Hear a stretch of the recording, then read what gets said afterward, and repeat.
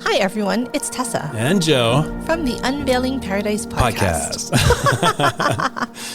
Tessa, summer is almost here, and so many of our listeners are about to have their epic destination wedding. And we are so excited for you guys. Before the big day, guys, we want you to make sure you listen to these 3 episodes. Episode 62, Deep Diving Your Wedding Ceremony. Episode 53, Questions Your Wedding Guests Will Ask.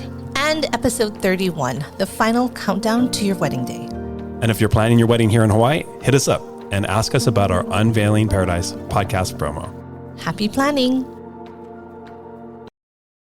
All right, welcome everyone to the Unveiling Paradise podcast. Hello, Tessa. Hey, Joe. How are you? I am so excited. We are talking about music today. I love music. The epic debate about music is this: live band or DJ? And we have actually brought in our own in-studio guest today to actually help us understand this epic war. The Great War. The Great War. As Taylor Swift calls it, the Great War. Is that right? It's a song. Are you not a Swiftie? No, maybe. Maybe our guest is a Swiftie. All right, well, let's introduce our guest. Okay, so introducing our guest today, we have Brian Webb from LoveJack. Brian, welcome. Hi, guys. Thanks for having me. Brian, before we get started, quick question. Are you a Swiftie? There's one right answer. Yes. Thank you. No. Maybe. Welcome to our show then, I guess. I dabble in being a Swiftie. I have a pretty good cover of Antihero, and Oh, I'm wow. working my God. I'm working on the 10-minute version of All Too Well. I'm not kidding. Are you joking? I'm not joking. I need it for a wedding. I'm obsessed. Do you think you do it better than Taylor Swift, though? That's the question. Definitely not. I can't wait to hear. Please invite me to that wedding. I will. Okay. It's not my wedding, but you're invited, all of you. I'll be your sound guy. Yeah. So, Brian, for all of our listeners, tell us a little bit about yourself. Well, thank you for the question. Thank you for having me, guys. So my name is Brian, but my artist name is LoveJack. And my mission statement is to make lovely music for lovely people. I play cello, and I also sing. And as a solo artist, I loop cello and drums. That creates this kind of acoustic pop. People call it Bridgerton pop because of the cello and the kind of Victorian classical sensibility from it. Sometimes I say Ed Sheeran, but with cello. And essentially, I perform live all the time. And more often than not, in past months, I've been doing weddings more frequently. And that has been a thing I've developed for the past year now, LoveJack. Before that, I spent 13 years as part of a band called Street Light Cadence. I played cello in the band, and we had violin, accordion, and guitar. That group is a 3 times Billboard charting, 2 times Nahoku Hano Hano Award winning, and we've also made a TV show that has an Emmy nomination. It was a travel music TV show called We'll Play for Food, and we aired that on K5 back here in Hawaii years ago. That's my whole background. In a sense, I am a musician. That's all I know, is all I do. And as a musician, I love to bring my unique flavor to events and restaurants and weddings and corporate events and all kinds of stuff. So that's me in a nutshell. And unique sound it is, like the cello, the drums. Like I've heard you play through Streetlight Cadence and through LoveJack, and it's so cool. I know you mentioned it. I know we kind of talked about it pre-show, but looping, you know, that thing where you just kind of layer sound. Can you explain that? Because it's not like you're just playing by yourself. It sounds like you have a solid group of people with you. And I think when I first heard it, I was super confused. I'm like, where is the rest of the music coming from? And I think you've tried to explain this to me more than once, and I didn't get it. This is it. Do it now. One more time. Okay, so looping, essentially taking sound and repeating it. You're looping it, you're playing it back. Let's say you have 2 tracks. On track 1, you're going to say 1, 2, 3, 4, and you hit record. It's going to keep going 1, 2, 3, 4, 1, 2, and so on and so forth. Then you go to track 2. Now, while track 1 is playing, track 2 is going to be a kick and a snare. Kick, snare, kick, snare. So track 1's going 1, 2, 3, 4. Track 2 is going kick, snare, kick, snare. They're going simultaneously at the same time. They're never changing. They're never getting faster or slower. So it's really what's going to be in 1, 2, 3, 4 and what's going to be in kick, snare, kick, snare. What kind of chords are you putting there? What are you doing with the instrument or the drums or your voice? And how do you lay it in? And then how do you add and subtract? You know, when do you turn off track 1? When do you turn off track 2? When do you turn off both of them and just sing or play your instrument? So looping is essentially that. It's taking this limited time frame of music and exploiting it to the best of your ability. And you can do it with a lot of songs because a lot of songs are repetitive. They have a structure that you can loop, that you can repeat, and you can still play the whole song through and through. Going back to Antihero, Antihero in total is about a 4-second loop. With 4 seconds and 2 tracks, I can play an entire Taylor Swift song, just not as well as Taylor Swift. I love that. Well, I think this is really a great place to start. For a lot of our listeners, there's this big question for their wedding, live music or DJ. A lot of times people think that if you're going to have live music, you have to bring in an entire band, right? But you can do that with just yourself. But that's one of these big questions. Do you have a budget to bring in a full band? Do you want to have a live band? Do you want to have a DJ? So, I think today we want to kind of pick your brain a little bit about what are the big differences when you bring in an actual artist versus having someone who's a DJ. For sure. So let's get started. Welcome to Unveiling Paradise, your go-to destination wedding podcast. I'm Tessa, wedding planner and owner of Fred and Kate Events. And I'm Joe, wedding and adventure photographer of Joseph Esser Photography. We are based in Hawaii, one of the biggest, most popular locations for destination weddings. We want to share our real-life experiences with you, give you insight from a professional's perspective, and still make sure you're having fun in the process. We're huge believers in the fact that planning a destination wedding can be one of the most amazing experiences, and we want to bring you along. We're so excited to talk with you about weddings, Hawaii, and everything else under the sun. So pack your bags and let's get started. Welcome back, everybody. I am so excited to have Brian on with us today, and we are talking about, again, I'm referencing Taylor Swift, The Great War. It's a song. Look it up, Joe. I know you don't know what I'm talking about. It is a Taylor Swift song, and today every reference I make is going to be to Taylor Swift. Okay, perfect. Because we're talking about bands and DJs. So here's something that I want to tell you, Brian. Don't be mad at me, but I've always been diehard DJs. I love a good DJ. Every wedding, when they have DJs, I'm stoked. I love it. I love the variety. I love all the music. I love that we can jump from EDM to country to Mr. Brightside at the end of the night. Like, that is my jam. And so today we're bringing you on because I'm curious, like, what is your love? Or tell me about live music. Why should I have live music at my wedding? What is the sell? What is the point? Because I'm hardcore DJ. I get that. Gosh, this sounds a little bit like Edward versus Jacob, Twilight. Oh, really? Wow. Yeah, I like that. Which, side note, I'm very Edward. Wow, and you are Jacob. All I right, am perfect. Jacob. Okay. Okay, well, I'll just say, spoiler alert, I win at the end. But I can't wait to see how we get there. I'm kidding. I have mixed feelings about this question. Like, sure, I could take a stance against you, but if I want to be honest for 1 second. I think DJs are a fantastic part of any wedding. They're great. They provide the sound reinforcement. They know how to run stuff. They can always press play.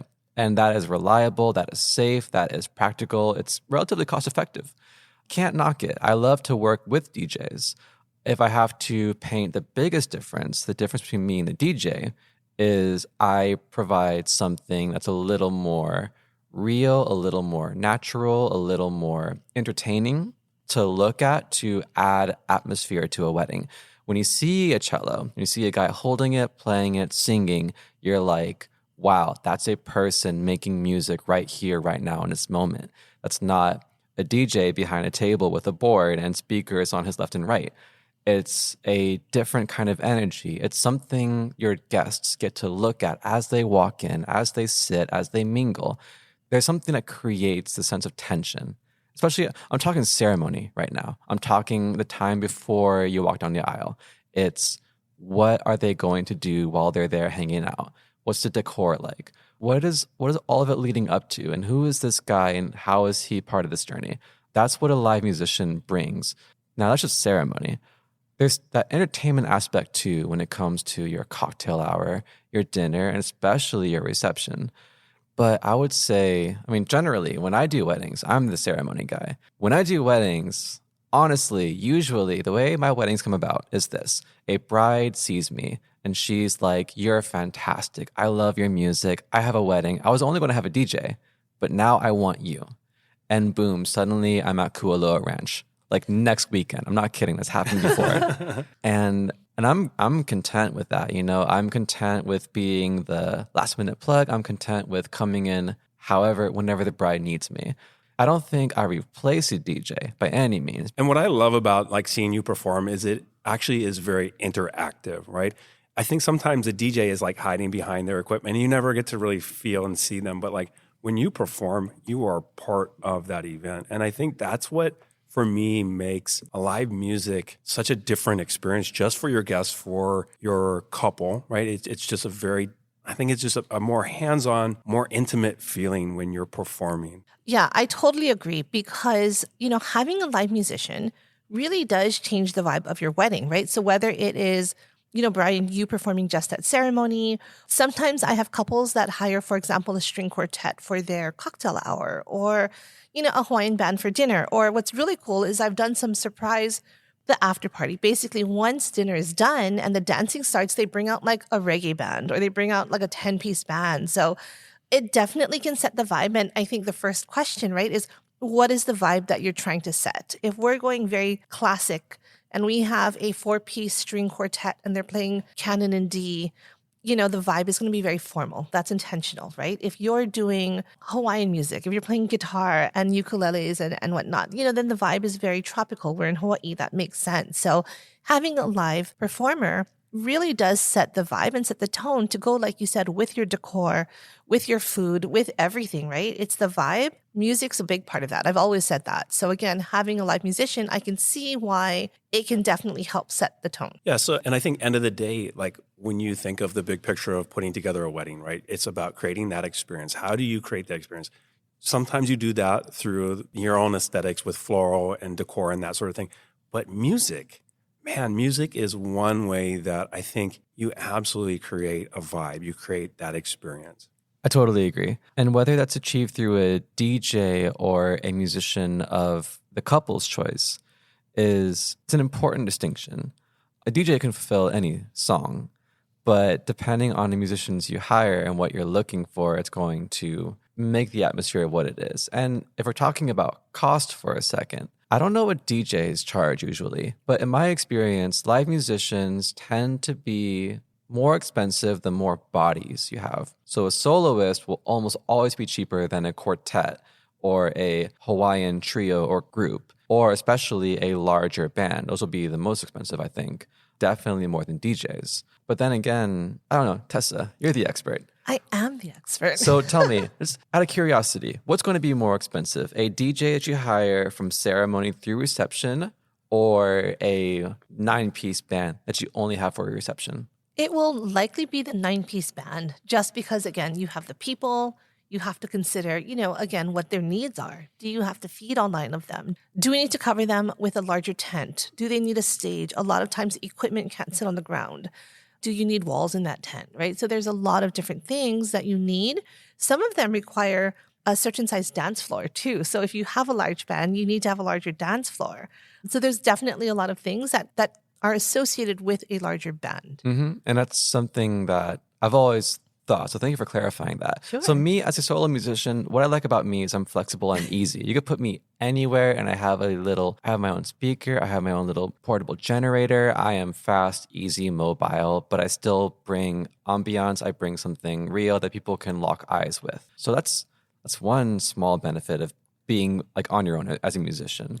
I want to talk about different types of musicians. I know you're talking about yourself being, a musician on your own, but when we're talking about live music, let's take a step back and kind of figure out what are the different types of bands or music or groups, I guess, if you will, right? Because we have obviously you as a soloist. I've seen duets, trios, quartets. I mean, I can Right. Right? But I guess, Joe, what have you seen? You go to a lot of weddings. Like, what have you seen? Yeah, I mean, and we see it like harpists. A lot of times you might see a solo harpist, which I think is, again, like you think about setting a vibe, setting a tone, that definitely sets a vibe. I don't know. I also want to say this, like, are DJs not considered live musicians? I mean, like, okay, for example, I think that a really great DJ, right, is mixing it up. Like, I'm going to Cascade in a week, right? And like, I mean, he is performing, he is vibing with his crowd. So I think, I don't want to say that an actual DJ isn't also doing live music, but some DJs are the plug and play, hit the button and, let the show go. And there's not that interaction. There's not that intimacy with the crowd. I can understand that. I will say I am a musician. And as a musician, I want to say that for DJs, I think to say they're not musicians misses a point. Yeah. I want to say one thing I respect about a great DJ is every great DJ does this one thing, and they know how to read people and play the music they want to hear. That is talent. That is skill. That is ingrained in their soul. And that is something that I always strive to do, that a great DJ seems to do effortlessly. And what could be more musician-like than that? That one skill. Sure, there's plug and play guys, and there's guys that mix it up. Overall, I have a lot of respect for DJs and like what they bring and the unique skills that they have. There's also a lot of them, so naturally there's different levels of quality of DJ. But really, I think a lot of them you should call a lot of them musicians, really, genuinely. Even though they don't necessarily have an actual instrument that they're playing. I would say so. And double points to any DJ that can double as an MC, because that is out there and that's a really nice skill to have someone that can carry your events along as they DJ too. One of the things that we talked about offline was this. You were saying that a DJ and a musician oftentimes go hand in hand. So for me, I will just say this is my personal stance. Have both. Have a solo or a small group, maybe a duo or something that's there for your ceremony, maybe your cocktail hour. And once you're rolling into dinner and reception, go to your DJ. If you can afford the live band, awesome, go you. But that is top dollar. And frankly, just, so scary to me to put that in the budget, God forbid. But to me, I love being there for the first part to get the atmosphere going and then let the DJ take over. And that to me is a really good balance of both worlds. It's not too much burden on a musician and it relieves some of it off the DJ. And it's just a really nice, balanced way to go about it. I don't really want to say you should be one or the other. If you can afford it, sure, have 3 musician acts for your whole wedding, but that is going to be a lot of money. And I just don't see many people going for that. And you are a performer, so I think you can answer this best, but Tessa, jump in here too. I sort of think that when you have a live act, a live band, people come out to dance. The party is just a little bit more epic when you have live music than a DJ. I'm saying this, maybe this is a controversial statement. One of my very favorite weddings that I remember being a guest at, it was a buddy of mine's wedding, and he had brought in the Spasmatics. Have you guys heard the Spasmatics before? I've heard of the name. Yeah. So anyway, they're basically, it's like a 4-piece band and they do all 80s covers and they dress up like 80s nerds. They're playing like songs that everybody wants to dance to and like it's there, it's a performance, it's in your face. And like every single person at that wedding was just going nuts on the dance floor. And for me, like, I don't think you can achieve that as well when you have a DJ playing. I don't know. This is controversial. I want you guys to jump in, but I personally think a live band makes things more alive. I'm going to counter you right now. All right, let's do it. And the reason is you and I just did a wedding this weekend, DJ only. It was 2 guys. They leaned in hard. The DJ nailed every single song. And what I loved about it is it went from Celine Dion to Mariah Carey's All I Want for Christmas Is You. And guys, we're not recording over Christmas. This is not Christmas, but he hit every song perfectly. We extended the party for 2 hours. The dancing did not stop. So I think a DJ can bring it too, where you have this huge range of music. Every single song was on point the entire time. So I think you can still do the same vibe with a DJ as you can with a good live band. Out of curiosity, was that DJ engaging? Were they dancing? Were they in people's faces? No, they were just behind the board. He was behind the board the entire time. That's interesting. But I mean, there you go, right? I mean, to me, it's a little bit like, who's the audience? And how good is the fit? Like, we're talking about the 80s music and how that group was all about it. That's great for that group.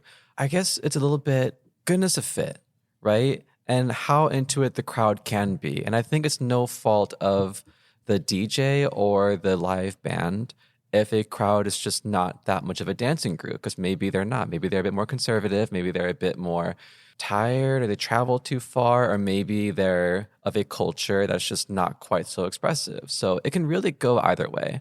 I will say, and I don't have stories for it, but I will just say it is a bit rough sometimes when you're a musician and you feel like you're not the right fit for the crowd. You didn't bring the energy that they expected or they were going to be most open to, right? And sometimes you're just like, gosh, this would have been better here. This would have been better there. And happens from time to time. Usually not in weddings, but usually it's going to be, what's the matchup? The audience and the group. And how well are they going to work together? And it's when it works together well, it's fantastic. We've had DJs on our show, and one of the things that a lot of DJs will pride themselves on is if a song is bombing, you see the crowd leaving the dance floor, they can pivot really quickly. How do you, as a live musician, actually do that? Oh, that's so cool. So I'm trying to put myself in his shoes. I'm a DJ. I'm seeing people walk away, and I'm just like, boom, different song, Baby Shark. Here we go. Like I don't know what you would go with. Like, how do you save it? Taylor Swift. The answer is always Taylor Swift. That's how you save it. There you go. Shake it off. I'm not in those shoes very often as a solo musician. I will never sell myself as the dance floor person because I'm not there right now. I don't bring the correct energy for it. That's not where I fit in weddings. So I've never had to deal with people walking away from it. I will say there are times when I'll look around and I'll be like, oh, everyone here is in their 50s or plus. They're the early comers.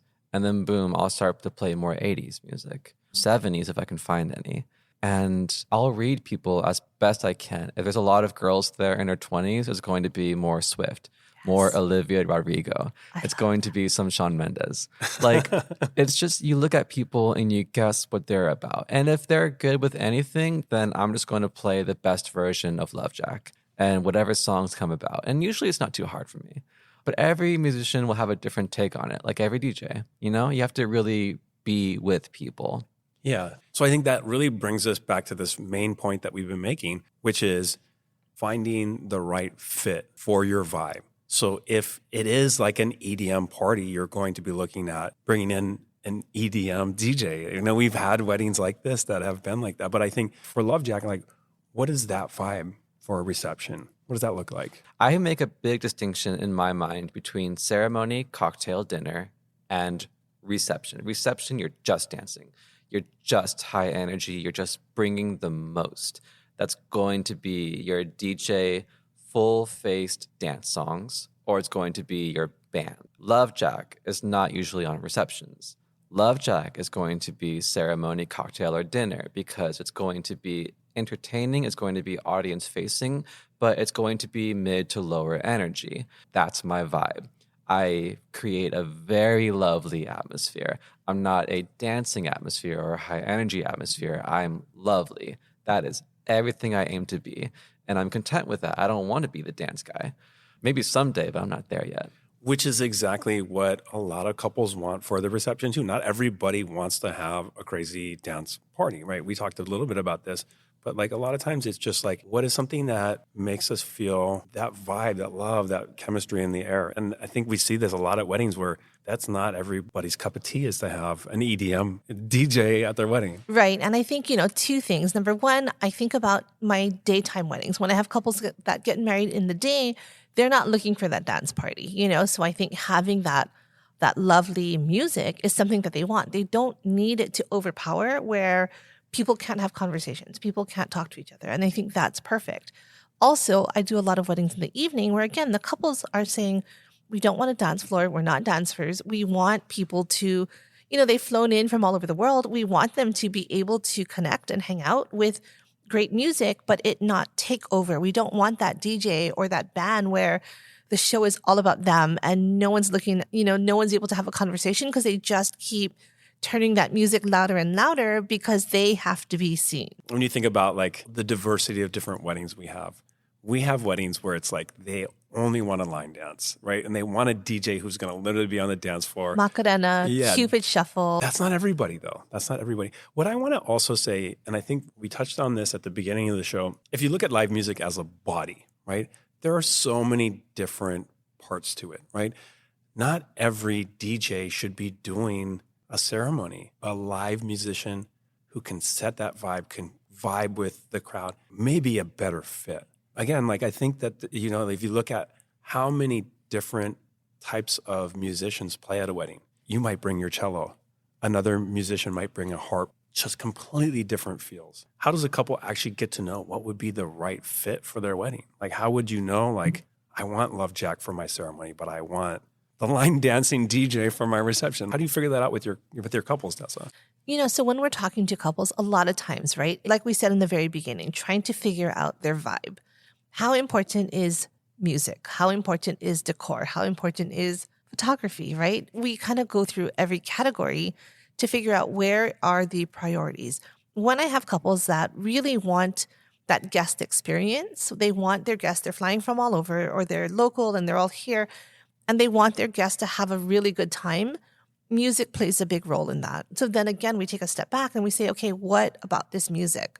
I've definitely had couples who the music was a big deal, and we hired actually a string quartet and a singer. They learned a song together so they could have her walk into that Can't Help Falling in Love, right? She saw Crazy Rich Asians. She was inspired. So she wanted that song. So they learned the song together. So the great thing about live music, live musicians, is they can do that. You're paying for that, right? They're now collaborating together to learn this song together, but it was amazing, you know, so to have these two bands come together to learn this song. Then they played for cocktail hour and she had a different band perform for dinner. So again, for her, music, that guest experience was really, really, really important. We had a DJ for the after party as well. So again, right, setting the vibe, just making sure that when I talk to my couples, what's important to them? What is the vibe? And that's kind of how we start the conversation. Brian, do you learn songs sometimes for your couples? Will you go and learn a song just for them? I learn songs for couples all the time. It's usually there's a certain song that they want to hear. I mean, like I said before, people see me in public or performing and I want you for my wedding. And then it's, I love this, and this song you did, but can you also? And the answer is usually yes. It's couples that choose me tend to know what they want to hear, and then it's just a matter of giving it to them. Have there ever been any really awkward, weird requests? Like songs that you're like, oh my gosh, I don't really want to have to learn this song? No, I'm trying to look for a good example for you. I don't have any. Nothing that stands out. The only thing I ever deal with is I have two hats a little bit. As a cello player, sometimes people just want cello. They want an instrumental processional, no singing. And so it's going to be that. It's going to be a cello version of the song they want. I'm not singing the song. I didn't learn the lyrics. I learned how to perform it on cello. And other times it's going to be the vocal version. So really that's the only variation I really offer. I haven't seen weird songs come up yet, but I'll check in with me in like a year, right? I have another question too. So when we're talking cello, right, I'm thinking cello is very classic. Mm-hmm. What if someone wants something more contemporary? You know, I know you said you have Bridgerton vibes, but what if they want a Taylor Swift song on cello? Like, how does that sound? What does that do? Like, I guess, is it doable? Because I've heard some really cool, you know, mixes with like a harpist playing Star Wars and whatnot. Like, is that something that is popular? Do you do that? A harp playing Star Wars sounds awesome. I believe. I do all kinds of modern contemporary pop songs. I do them on cello. I say Bridgerton because when people, if they've seen the Netflix show, they know the songs. They know them as Harry Styles done string quartet. That's what they're hearing. They're hearing modern music done through a quartet. I'm doing modern music through a cello. I am a cellist, but I see myself as a singer-songwriter that uses cello, similar to how a singer might use guitar or ukulele. Cello is my weapon of choice. That's the only difference. And what comes out through it has that classical flavor, but it's still modern music. And it's really people call it refreshing. They call it different. It's something that you don't see very often, and that's how I set myself apart. I think sometimes when you think of classical instruments like a cello, like a violin, people don't necessarily think of as modern, bringing in contemporary hits, but with classical vibes. And that's something that's completely different. And that changes how people even react to the music, right? Yeah, I can imagine if you give a bride and groom a list of musicians and you see LoveJack and you see cello, you might think, oh, it's a cello, so it's going to be like Yo-Yo Ma, or it's going to be classical. So if you remove context, sure, it's going to lose some quality to it. Anyone who's ever seen me will never think I'm classical or boring or anything like that. They're going to be like, wow. What I always hear is, I didn't realize cello could do any of that. Right. And then when you put my voice to it, it's a lot. Well, and It's a vibe. It is a vibe. again, like for weddings now, it's like, how do you do something different? And nobody wants Canon and D. I Like love every Canon and D. single wedding, on repeat, where you go to 10 weddings and it's the same exact song. I think that's the thing that's different about weddings now, is it's like people want unique. They want their favorite song, but they want it done in a different way. Canon and D as a cello player is the same 8 notes done 86 times. I'm not kidding. Right. 8 notes 86 times. That's what it means to be a cello player doing it. My Canon and D is a lot more involved, but I still do it for weddings. But you are right. I don't see it as often as I used to, and I'm content with that. It's still a great song. All right, we talked about a lot, guys. Here's where I'm sitting right now. I know we started out the program. You were Team Jacob. You're Team Edward. I think I want both Jacob and Edward at my wedding. Right? For our couples who want to book both a DJ and live music, let's talk about that. How can we have the best of both worlds? So you said you want Edward and Jacob for your wedding. Yep. Okay, you and every other teenage girl. That's me. That's totally He me. is a teenage girl. He fits in, right? And then I'm going to go to Claire's. Get your ears pierced.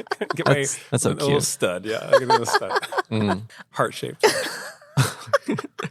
It'll fit you very well. So the question is, how do we get both? Yeah. How do we get both? Why should we have both? I think you should have both because your DJ is going to be your foundation. It's going to be your rock. It's going to fulfill 80 to 90% of your music and live sound reinforcement needs. And that musician is going to really bring things over the edge. It's going to push you to that 110% because it's going to bring vibe. It's going to bring something real and something in people's faces that they can lock eyes with. It's going to generate and add to the atmosphere, ambiance, all of it. That's my take on it. Have both. Tessa, Team Jacob. Team Are Jacob. you still on Team Jacob? I am, but I do agree. Having a DJ is important. I think, like I said, I like all types of music, and I will jump from country, Friends in Low Places, to Taylor Swift, to always ending with Mr. Brightside. You know that I love Mr. Brightside, so it will always end there at the end of every wedding for me. With that said, I like, in talking with you, Brian, I love the idea of having a live performer for your ceremony. Or even I love cocktail hour, because a lot of times people are just standing around, they're talking story. Sometimes our cocktail hours go a little long because we're doing sunset photos or family portraits, or it takes time. I think it gives them something nice to watch versus a DJ, right? They're engaging, they can talk to them. It's entertainment too. Especially if they can interact, right? People that can interact and add something for people to be part of during cocktail hour. I agree with you. Will you talk to them or do you kind of ignore them? Oh, I talk to them. I tune in with anyone, the kids, they'll come up and they're like, what's that? And I'm like, it's a cello. And they're like, churro? And I'm like, I love churros. it's churro. Yeah, it's churro. No, I talk to people. If they have songs, I'll offer it up to them. No, you have to be with people, especially during cocktail hour. Like you said, they have nothing to do. They have their poo-poos and their cocktails, but they have time to kill. Tessa, I do disagree with you. I don't think that a DJ is the only way to roll your reception out.